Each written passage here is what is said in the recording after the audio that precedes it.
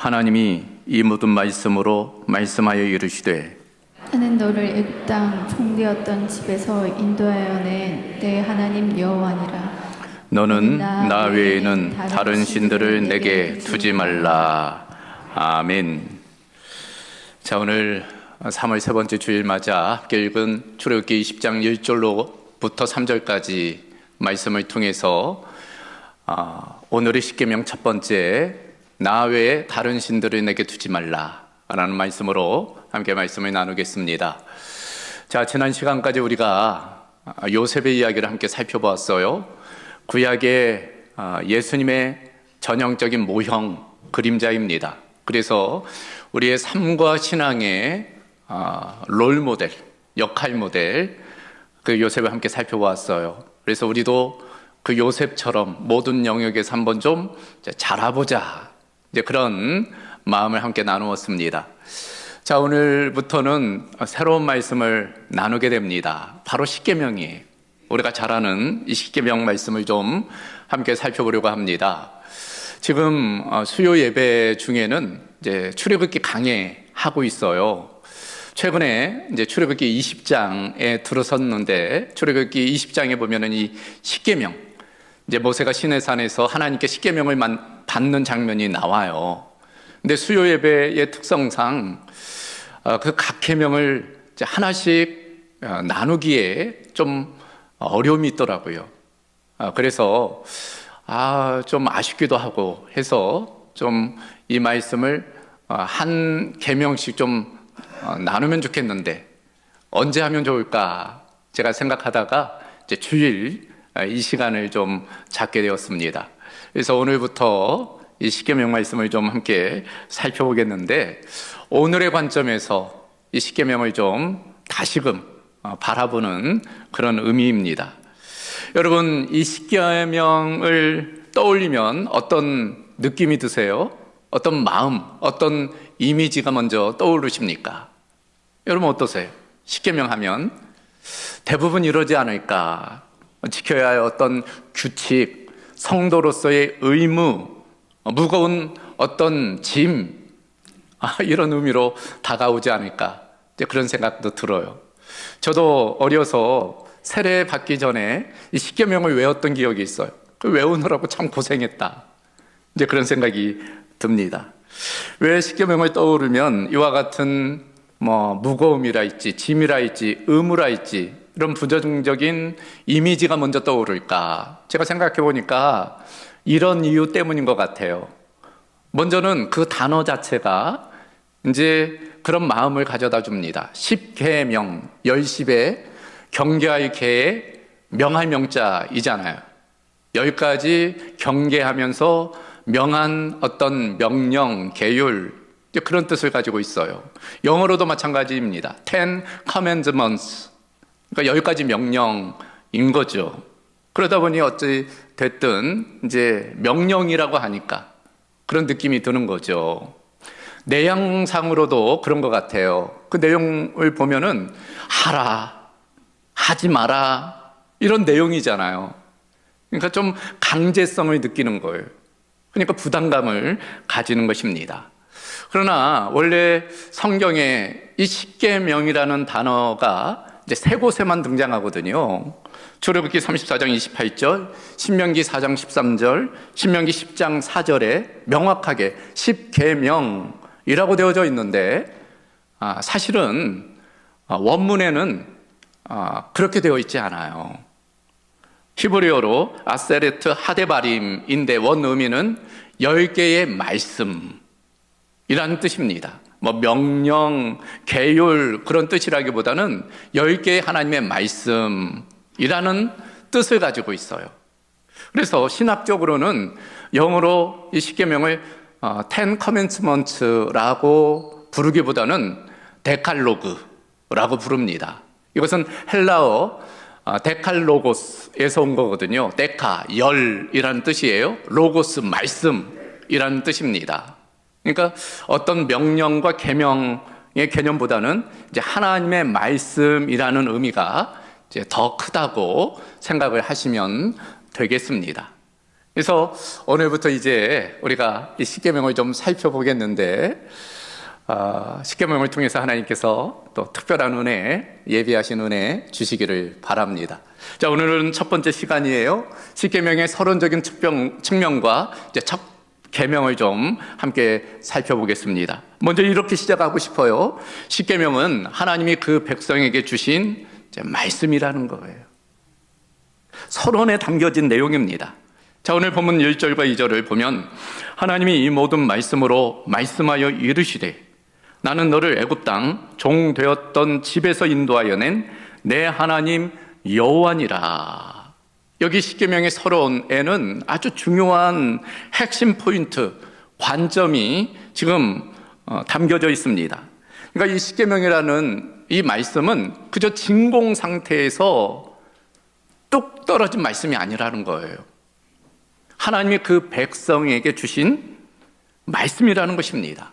그래서 오늘 본문에 따르면 주어가 하나님이라고 되어져 있어요. 2절에는 그 하나님이 나라고 이제 이야기하고 계십니다. 그렇다면 그 대상은 누구예요? 너라고 되어져 있는데 우리가 아는 대로 이스라엘 백성이에요. 근데 이 이스라엘 백성은 어떤 백성이었는가? 보면 애굽 땅에서 종되었던 사람들이라는 거예요. 그런데 바로 그 하나님께서 내가 너희를 그 종되었던 애굽 땅에서 이끌어냈다. 그렇게 말씀하고 있는 것입니다. 그러니까 이 말씀에는 먼저 하나님이 누구신지에 대해서, 또 하나님께서 그 이스라엘 백성에게 어떤 일을 행하셨는지에 대해서 이제 강조하고 있는 것입니다. 나는 너를 애굽 땅 종되었던 집에서 인도하여 낸 너의 하나님이다. 지금 그렇게 말씀하고 있는 거예요. 자, 우리는 이 말씀을 통해서 크게 두 가지 교훈을 얻게 됩니다. 십계명의 전제예요. 그건 첫 번째, 십계명은 우리에게 은혜로 주신 말씀이라는 거예요. 한번 따라해 보겠습니까? 십계명은 은혜로 주신 말씀입니다. 그래요. 오늘 이 서론은 출애굽 전체의 사건을 지금 요약해주고 있어요. 우리가 출애굽 사건을 알죠? 이스라엘 백성들이 애굽 종되었던 곳에서 탈출을 한 사건입니다. 우리가 알다시피 그것은 그 이스라엘 민족의 능력이 아니었어요. 스스로 탈출하지 못했습니다. 싸워 이긴 것도 아니에요. 스스로 자유를 얻은 것이 아닙니다. 하나님께서 그들을 자유케 하신 거예요. 그들을 구원해 주신 것입니다. 어떻게 그렇게 하셨어요? 10가지 재앙, 유월절 사건, 홍해를 가르는 사건 등을 통해서 하나님께서 주권적으로, 강권적으로, 일방적으로 그 이스라엘 백성들을 이제 구원해 주셨어요. 그리고 난 다음에 주신 말씀이 바로 이 십계명 말씀이라는 것입니다. 이 전후 관계를 먼저 좀 잘 기억해야 돼요. 그러니까 십계명은 이 계명을 지키면 내가 너희의 하나님이 될 것이다 가 아니에요. 이 계명을 지켜야지만이 내가 너희를 구원해 주겠다 도 아닙니다. 반대로 이렇게 말씀하시는 거예요. 내가 너희를 이미 구원해 줬다. 너희를 자유케 했다. 그러니 이 말씀을 살아내라. 그렇게 말씀하고 있는 거예요. 이 순서가 매우 중요합니다. 이것을 좀 더 확대하면 하나님께서 주신 그 계명과 율법은 무엇인가? 우리에게 있어서 구원의 조건이 아니라는 거예요. 그걸 지켜야지만이 구원을 받는다는 것이 아니라는 것입니다. 오히려 구원받은 백성이 살아가야 할 삶의 방향이다. 그렇게 우리가 받아야 하는 것입니다. 즉 지켜야 구원받는 것이 아니라 구원받았으니 이렇게 살아라 라는 내용입니다. 이것은 십계명뿐 아니지요. 신약에 와서도 복음서의 내용이 바로 그거예요. 복음서에 보면 예수님께서 하신 일들이 기록되어져 있잖아요. 그 하늘 보좌를 버리고 이 땅에 오셔서 우리를 구원하신 그 예수님, 십자가에 달려 죽으신 그 예수님, 우리가 자격이 있어서 구원받은 게 아니죠. 우리가 아직 죄인이었지만 하나님께서 우리를 사랑하셔서 그 아들을 주셔서 우리를 구원해 주셨어요. 그래서 복음서의 내용, 예수님의 말씀의 내용은 일관됩니다. 내가 너희를 구원했으니, 내가 너희를 사랑했으니 너희도 구원받은 사람으로 살아가라. 대표적인 것이 요한복음 13장이잖아요. 다락방 강화에서 예수님 마지막 새 계명을 줘요. 새 계명을 너희에게 주노니 서로 사랑하라. 그런데 그 전제가 무엇입니까? 내가 먼저 너희를 사랑했으니 너희도 서로 사랑하라. 여러분, 서신서도 마찬가지입니다. 바울의 대표적인 서신서의 내용을 보면은 일관돼요. 로마서도 마찬가지입니다. 로마서 16장까지 있는데 1장에서부터 11장까지의 내용이 뭐예요? 복음에 대해서 이야기합니다. 하나님께서 우리에게 어떤 일을 행하셨는지 그걸 말씀하고 있어요. 그리고 나서 12장부터는 그렇게 구원받은 사람으로서 우리가 어떻게 살아가야 되는지 그 실천에 대해서 이야기하는 거예요. 에베소서도 마찬가지입니다. 교회론과 구원론을 이야기하는 에베소서의 내용, 6장까지의 내용을 한번 읽어보세요. 1장에서 3장까지는 하나님께서 행하신 일, 우리를 구원하신 그 은혜에 대해서 이야기합니다. 그리고 나서 4장에서부터 6장까지 그러므로 그렇게 은혜로 구원받은 우리가 어떻게 살아가야 되는지를 말씀하고 있어요. 그러니까 구약이나 신약이나 일관돼요. 먼저 하나님의 은혜가 있어요. 그 다음에 그 은혜에 대한 우리의 반응이 있는 것입니다. 만약 이 순서가 바뀌면 어떻게 될까요? 그러면 율법주의에 빠져요. 공로주의에 빠집니다. 두려움 가운데 신앙생활을 하는 거예요. 그런 측면에서 십계명은 노예에게 준 어떤 의무의 법이 아니라 우리 자유인에게 준 하나님의 축복의 말씀이라고 할 수 있습니다. 그런 측면에서 십계명은 은혜로 주신 하나님의 말씀입니다. 자, 두 번째로 십계명은 어떤 의미가 있을까? 그것은 관계로 주신 말씀이라는 거예요. 한번 따라해 보겠습니까? 십계명은 관계로 주신 말씀입니다. 자, 오늘 본문 2절로 다시 돌아가 보면 이렇게 하나님 말씀하세요. 나는 너를 애굽 땅 종되었던 집에서 인도하여 낸 내 하나님 여호와니라. 여기 보면 하나님께서는 그 이스라엘 백성을 너라고 지칭하고 있어요. 이것은 언약의 관계 가운데 그 이스라엘 백성들을 초대하는 내용입니다. 하나님은 단순히 우주의 창조주로만 끝나는 것이 아니라 바로 그 이스라엘 백성의 하나님이심을 지금 강조하고 있어요. 나와 너라는 관계가 그걸 보여주고 있어요. 나와 너는 참으로 친밀한 관계에 있잖아요. 참으로 경험적인 관계입니다. 그런 측면에서 이 십계명은 계약적 관계가 아니라, 계약적 내용이 아니라 언약의 내용임을 말씀하고 있어요. 여러분, 오스트리아 출신의 유대인 철학자 마르틴 부버라는 분이 계시죠. 가끔씩 제가 좀 인용하는 분인데 이분의 책 중에 나와 너라는 책이 있어요. 내용은 이렇습니다. 우리 인간이 경험하는 관계는 크게 두 가지로 나누어 볼 수 있다는 거예요. 나와 그것과의 관계, 반면 나와 너의 관계가 있다는 거예요. 나와 그것과의 관계는 상대를 도구화하는 거예요. 수단화하는 것입니다. 객관적인 관계, 그런 관계가 있는 것이죠. 반면 나와 너의 관계가 있다는 것입니다. 상대를 수단화, 도구화하지 아니하고 상대 자체를 그저 목적으로 대하는 그런 관계라는 것입니다.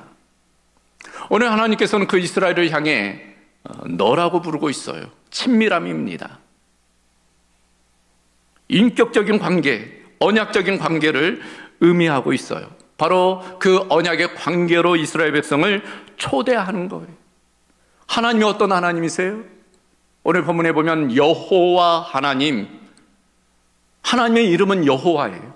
출애굽기 3장에 따르면 스스로 있는 자, 모든 존재의 근원, 본질, 창조주이시며 전능자이신 분. 그런데 그 놀라우신 하나님이 그 이스라엘 백성을 언약의 관계로, 지금 사랑의 관계로, 인격적 관계로 초대하고 있는 거예요. 그런 측면에서 이 십계명은 단지 법적인 명령이라기보다는 언약적 사랑의 관계로의 초대라고 할 수 있어요. 이는 마치 결혼식의 서약과 같은 의미입니다. 여기 대부분 다 결혼하셨겠지만 결혼할 때 서약을 하잖아요. 서약을 합니다. 서약의 내용이 보통 이렇지요. 한평생 길이 사랑하며 귀중히 여기고 도와주고 위로하며 고락감 편치 않고 생전에 일정한 부부의 대의를 따라 의무를 다할 것을 서약합니다. 언약적 관계 가운데 자신의 삶을 상대방에게 드리겠다는 그런 서약을 하는 거예요. 십계명도 마찬가지입니다. 하나님께서 그 이스라엘 백성을 언약의 관계로 초대하신 연후 하나님과 그들 사이에 이와 같은 언약을 맺는 것이라고 보면 되겠습니다. 그런 측면에서 종합해 보면 십계명은 먼저 하나님의 은혜를 우리에게 말씀해 주고 있어요. 그리고 우리를 그 언약의 관계로 초대하고 있는 것입니다. 그 언약 관계에 있는 우리가 어떻게 살아야 되는지를 말씀해 주고 있어요. 그런 측면에서 십계명은 단지 짐이나 의무가 아닌 우리에게 주어진 선물이라고 할 수 있어요. 그런 측면에서 우리가 이제 십계명을 바라볼 때마다 의무감이 아닌 기쁨의 선물로 바라볼 수 있기를 주님의 이름으로 소망합니다. 자, 그러면 이제 첫 번째 계명부터 이제 살펴보겠는데 오늘은 그 첫 번째 계명입니다. 이 첫 번째 계명은 가장 크고 중요한 계명이라는 거예요. 왜 그런지 오늘 말씀을 통해서 함께 나누어 보겠습니다. 자, 오늘 십계명의 첫 문장 3절이 이렇게 되어져 있어요. 너는 나 외에는 다른 신들을 내게 두지 말라. 십계명의 첫 번째 계명이죠. 너는 나 외에 다른 신들을 내게 두지 말라 말씀하고 계세요. 그러니까 첫 번째 계명이 뭐 살인하지 말라, 간음하지 말라, 도둑질하지 말라가 아니에요. 나 외에는 다른 신들을 두지 말라입니다. 왜 이 말씀을 가장 먼저 꺼내 놓으셨을까? 왜 그러셨을 것 같아요? 중요하기 때문이죠. 이 말씀이 가장 중요하기 때문입니다. 그래서 종교개혁가 마틴 루터가 선행에 관하여 라는 책에서 이런 이야기를 했습니다. 제1계명은 다른 모든 계명이 시작되는 계명으로 처음이자 최상이며 최선의 계명이다. 가장 중요한 계명이라는 거예요. 모든 나머지 계명은 이 첫 계명으로부터 비롯되었다는 거예요. 그만큼 이 첫 계명이 중요하다는 것입니다. 그리고 처음이라는 상징성, 의미성이 있잖아요. 첫 단추, 첫눈, 첫사랑, 첫돌, 첫이라는 단어가 들어가면 우리는 그 의미성을 떠올리죠. 그러나 십계명의 첫 계명은 단지 처음이라서 중요하다기보다는 그 내용에 담겨진 그 의미에 있어서 참으로 중요한 계명이라고 할 수 있어요. 루터가 이야기한 것처럼 모든 계명의 기초가 이 첫 계명, 너는 나 외에 다른 신들을 내게 두지 말라 인 것입니다. 자, 그렇다면 어떤 의미에서 가장 크고 중요한 계명일까? 몇 가지를 살펴보면 첫 번째, 모든 관계를 규정하는 계명이기 때문입니다. 그리고 이 첫 계명이 우리 인간이 경험하는 모든 관계를 결정하게 돼요. 모든 관계의 시작은 바로 하나님과의 관계로부터 시작되기 때문입니다. 그리고 인간은 우연적 산물이 아니에요. 자연 발생적 존재가 아닙니다. 그저 사회적인 존재가 아니에요. 우리는 하나님의 형상대로 창조된 존재이죠. 그래서 우리의 의미성은 늘 하나님과의 관계로부터 시작이 됩니다. 그래야지만이 다른 사람과의 관계, 다른 피조물과의 관계도 바르게 정렬될 수 있어요. 하나님과의 관계가 바로 서게 되면 다른 존재와의 관계도 바로 서게 되죠. 그러나 반대로 하나님과의 관계가 무너지면 모든 관계가 무너지게 되어 있는 것입니다. 그래서 먼저 하나님은 나 외에 다른 신들을 내게 두지 말라라고 말씀하고 있어요. 자, 이 말씀은 단순히 다른 신들을 섬기지 말라라는 뜻이 아니에요. 이 말의 적극적인 의미는 하나님을 가장 사랑하라, 하나님을 가장 신뢰해라, 하나님을 가장 의지하고 하나님을 가장 경외하라, 그런 의미가 내포되어 있는 것입니다. 그럴 때만이 다른 관계, 이를테면 사람과의 관계도 이제 정렬이 되는 거예요. 만약 하나님이 있어야 할 자리에 하나님이 없고 그 자리를 다른 사람이 대체되면 문제가 생기는 거예요. 그 사람이 이제 우상이 되는 것입니다. 이를테면 남편이 우상이 되는 경우가 있어요. 부모가 우상이 되고, 자녀가 우상이 되고, 친구가 우상이 되고, 그 우상들은 나를 속박하게 됩니다. 하나님이 우리 중심에 있으면 우리가 자유하게 되지만, 그런 우상이 우리 중심을 차지하면 거기에 매이게 되는 거예요. 그 사람의 눈치를 보는 거예요. 그 사람을 기쁘게 하려고 살아가게 되는 것입니다. 그렇다면 그 사람과의 관계는 종속 관계가 되는 거예요. 건강하지 않게 되는 것입니다. 다른 피조물과의 관계도 마찬가지예요.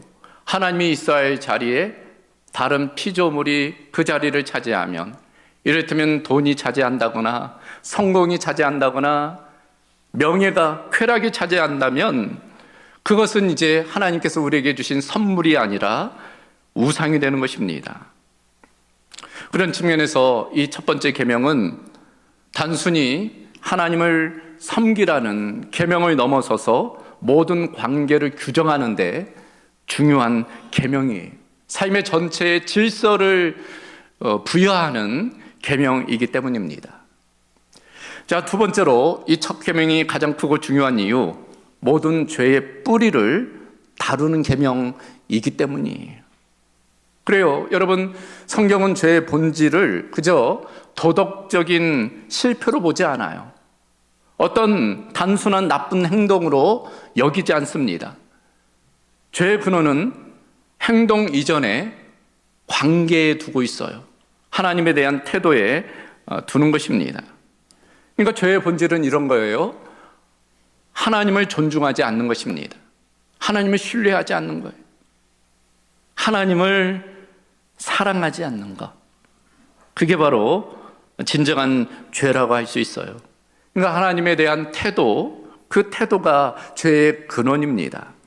그래서 어거스틴이 그런 이야기를 했어요. 하나님을 사랑하라. 그 나머지는 네가 알아서 해라. 오늘 첫 번째 계명과 연관된 말씀입니다. 우리가 하나님을 온전히 사랑하면, 온전히 의지하면, 온전히 신뢰하고 섬기면, 그러면 그 나머지는 알아서 해도 죄가 되지 않는 거예요. 하나님을 사랑하는 사람이 다른 사람을 해할 수 있겠어요? 간음할 수 있겠습니까? 그럴 수는 없는 거죠. 그런 측면에서 이 첫 번째 계명은 가장 중요한 계명입니다. 사랑의 순서에 대해서 우리에게 말씀해 주고 있기 때문이에요. 그래서 어거스틴은 죄를 순서가 바뀐 사랑이라고 이야기했어요. 하나님을 가장 사랑하고 그 다음에 다른 피조물들을 사랑해야 되는데 그 순서가 바뀐 것이 바로 죄라고 이야기하는 것입니다. 창세기 3장 첫 번째 인류의 타락도 마찬가지잖아요. 하나님께서는 선악을 알게 하는 나무에 과일을 먹지 말라, 열매를 맺지 말라 말씀하셨어요. 그것이 하나님의 말씀이었습니다. 그런데 아담과 하와가 어떻게 해요? 그 하나님의 말씀보다 그 뱀의 이야기를 더 귀 기울인 거죠. 더 신뢰한 거예요. 더 의지한 것입니다. 그 소리를 더 사랑한 거예요. 거기로부터 죄가 시작이 되었어요. 그런 측면에서 이 첫 번째 계명이 바로 죄의 근원, 첫 번째 계명을 어기는 것이 죄의 근본임을 우리에게 보여주고 있는 것입니다. 더불어 이 첫 번째 계명을 직역하면 이런 의미예요. 내 얼굴 앞에 다른 신들을 두지 말라. 하나님 앞에 다른 신을 두지 말라. 이제 그런 의미가 있는 것입니다. 그러니까 하나님도 섬기고 우상도 섬기는 그런 혼합주의를 지금 경계하는 거예요. 그래요. 고대 이스라엘의 상황을 보면은 그들은 다실론 문화 가운데 살아가고 있었어요. 애굽에서 그랬죠. 수많은 우상들이 있었습니다.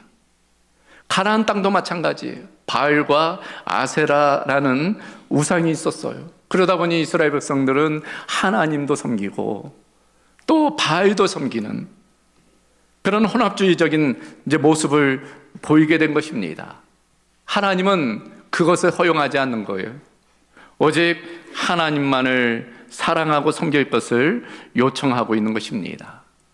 그런 측면에서 하나님만을 섬기라는 이 말씀은 죄의 문제, 그 근원된 문제를 우리에게 말씀해 주고 있는 것입니다. 마지막 한 가지만 더 살펴보면 이 첫 번째 계명이 가장 크고 중요한 이유, 그것은 모든 삶의 방향을 결정하기 때문입니다. 그리고 이 첫 번째 계명은 단순히 무엇을, 누구를 믿을 것인지에 국한되지 않아요. 이것은 우리가 어떻게 살아갈지에 대한 문제입니다. 우리 인간은 모두 무언가를 위해서 살아가게 되어 있어요. 이것을 다른 말로 말하면 무언가를 예배하게 되어 있습니다. 그래서 인간은 예배적 존재예요. 무언가를 자기가 가장 가치 있게 여기는 것, 중요하게 여기는 것, 그것을 섬기고 그것을 예배하게 되어 있는 것입니다. 그 무언가, 그것은 바로 하나님이든 다른 무엇, 우상이든 그렇게 되어 있는 것입니다. 만약 하나님이 있어야 할 자리에 하나님이 존재하지 않으시면 그 자리는 다른 무언가가, 다른 신이, 우상이 대체하게 되는 거예요. 그것이 나의 삶을 이끌어가고 나의 삶을 결정하게 되는 것입니다. 과거에 이런 것들이 무엇이 있었을까요? 과거 바위라 있지, 나무라 있지, 손으로 만든 어떤 목상이라 있지, 이런 것들. 그런데 오늘날은 이제 좀 대상이 바뀌었지요. 소위 현대의 3대 우상, 돈, 섹스, 권력이라고 그래요. 그러니까 우리의 삶을 끌어가는 동력입니다. 많은 사람들이 돈을, 쾌락을, 권력, 명예를 추구하며 그것을 위해 살아가는 거예요. 그런데 문제는 무엇인가 하면은 겉으로 드러나는 그와 같은 표층 우상도 문제이지만 그 이면에 감추어진 심층 우상을 우리가 알아야 한다는 거예요. 여러분 빙산을 아시죠? 이제 빙산을 보면은 수면 위의 부분이 있고 수면 아래의 부분이 있어요. 수면 위의 부분은 한 9분의 1 정도밖에 되지 않는다고 그래요. 대부분은 수면 아래에 감추어져 있어요. 더 많은 부분이 그 수면 아래에 숨겨져 있는 것입니다. 우상도 마찬가지라는 거예요. 우리가 우상으로 생각하는 것들, 그것은 그저 겉으로 드러나는 표층 우상이고 그 이면에 감추어진 심층 우상. 팀 켈러는 그것을 가리켜 마음의 우상이라고 이야기한 바가 있습니다. 이를테면 어떤 사람이 돈을 위해서 살아. 돈을 추구해. 많이 돈을 벌기를 원해. 그런데 그 동기와 목적은 다르다는 거예요. 그 돈이 우상이 되었지만 그것이 그 표층 우상일 뿐 그 안에 감추어진 마음의 우상이 따로 있다는 거예요. 팀 켈러는 4가지를 이야기했습니다. 인정의 우상, 안정의 우상, 권력의 우상, 성취의 우상이에요. 그러니까 이를테면 같은 돈을 위해서 살아가지만 어떤 사람은 인정받기 위해서 참 성공했구나, 사람들의 칭찬과 인정, 그걸 위해서 그 목적으로 돈을 버는 사람이 있고 어떤 사람은 안정, 안락, 넓은 집, 좋은 차, 편안한 삶, 안정된 삶을 원하기 때문에 그렇게 돈을 벌려고 애쓴다는 거예요. 누구는 권력, 힘, 돈을 많이 벌면 사람들이 굽신거리잖아요. 자기가 말하는 대로 사람들이 따라하잖아요. 그러니까 겉으로는 돈이지만 그 이면에는 이 권력이 우상이 된다는 거예요. 어떤 사람은 성취의 우상, 자기 만족감, 내가 이만큼 이루었어, 자기도취. 같은 돈이라는 우상을 추구하지만 그 이면에 감추어진 마음의 우상이 따로 있다는 거예요. 그러니까 이 우상을 우리가 무너뜨리기 위해서는 그 마음에 무엇이 자리 잡고 있는지 그 마음의 우상을 제거해야 된다는 거예요. 그러려면 마음의 우상이 무엇인지를 알아야 되잖아요. 팀 켈러가 제시한 마음의 우상을 발견할 수 있는 몇 가지 방법이 있어요. 질문이 있습니다. 이런 것들이에요. 내가 가장 많이 생각하는 것은 무엇인가? 하루 중 내가 생각하는 것들을 좀 생각해 보라는 거예요. 생각을 생각해 보라는 것입니다. 무엇을 많이 생각하는지. 돈만 생각하고 있다면 그게 우상일 수 있다는 거예요. 건강. 여러분, 그게 나쁜 거예요? 나쁜 것은 아니에요. 우상은 나쁜 게 아닙니다. 다만 하나님보다 더 사랑하고 의지하고 신뢰하는 것, 그게 우상이라는 거예요. 만약 그런 것들이 하나님이 있어야 할 자리에 자리 잡고 있다면 지금 우상을 섬기고 있다는 거예요. 혹은 이런 질문을 해보는 거예요. 이것이 없으면 내 삶이 무너질 것 같은 것은 무엇인가? 이것이 없으면 내 삶이 무너질 것 같은, 물론 돈이 없으면, 건강이 없으면 힘들고 어렵죠. 슬퍼할 수는 있어요. 그러나 만약 그게 없다고 절망해버린다면 그건 분명한 우상이라는 거예요. 슬픔과 절망은 다르다는 것입니다.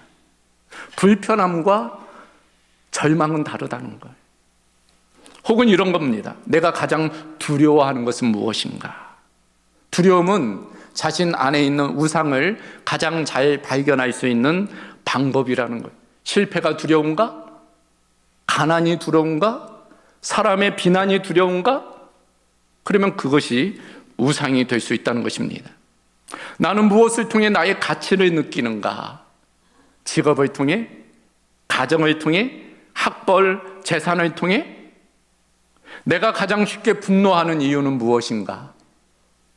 이 분노라는 감정은 마음에 있는 우상이 위협받을 때 느끼는 감정이라는 거예요. 그러니까 내가 화가 나잖아요. 어느 때 화가 나는가? 그걸 보면 안다는 거예요.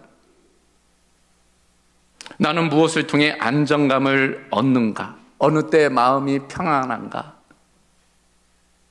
마지막은 나는 무엇을 위해 가장 많은 시간과 에너지를 사용하는가? 이런 것들을 한번 살펴보는 거예요. 그래서 내 마음에 무엇이 자리 잡고 있는지, 다시는 강조하지만 그 자체가 나쁜 게 아니에요. 좋은 겁니다. 근데 그 좋은 것이 우상이 될 수 있어요. 가짜 구원자, 하나님 대신해서 영광 받으려고 하는, 그것이 우상이 될 수 있는 것입니다. 내면 안에 감춰진 이런 우상들, 하나님보다 더 사랑하고 의지하고 두려워하는 것들, 그런 것들을 발견하고 그 우상을 무너뜨려야 돼요. 어떻게 그럴 수 있을까? 하나님을 가까이 하는, 하나님을 마음 중심에 모셔드리는 것입니다. 여러분, 생각해보면 그런 측면에서 우리 마음은 칼빈이 이야기한 것처럼 우상 공장이에요. 늘 우리 마음에는 우상을 만들어냅니다. 이걸 없앴다 싶으면 또 다른 것이, 이걸 없앴다 보면 또 다른 것이. 그래서 우상에 전념할 게 아니라 우리가 하나님께 전념해야 돼요. 하나님을 우리의 마음의 중심에 모셔드리는 것입니다. 하나님은 나 외에 다른 신들을 내게 두지 말라 말씀하셨어요. 이것은 단순한 종교 규칙이 아니라 모든 관계를 바르게 세우고자 하는 하나님의 뜻이지요. 죄의 뿌리, 그 근원을 제거하고자 하는 하나님의 바람입니다. 그리고 우리의 삶의 방향을 옳은 길로, 바른 길로 인도하고자 하는 하나님의 뜻이라고 할 수 있어요. 그러므로 이와 같은 말씀은 단순한 금지가 아니라 우리를 향한 사랑의 초대입니다. 하나님을 가장 사랑하는 것, 하나님을 가장 신뢰하는 것, 하나님을 가장 의지하는 것입니다. 그럴 때 하나님 안에서 우리는 참된 자유와 기쁨을 누리게 될 줄로 믿습니다. 그와 같은 은혜가 우리 모두 가운데 있기를 주님의 이름으로 소망합니다.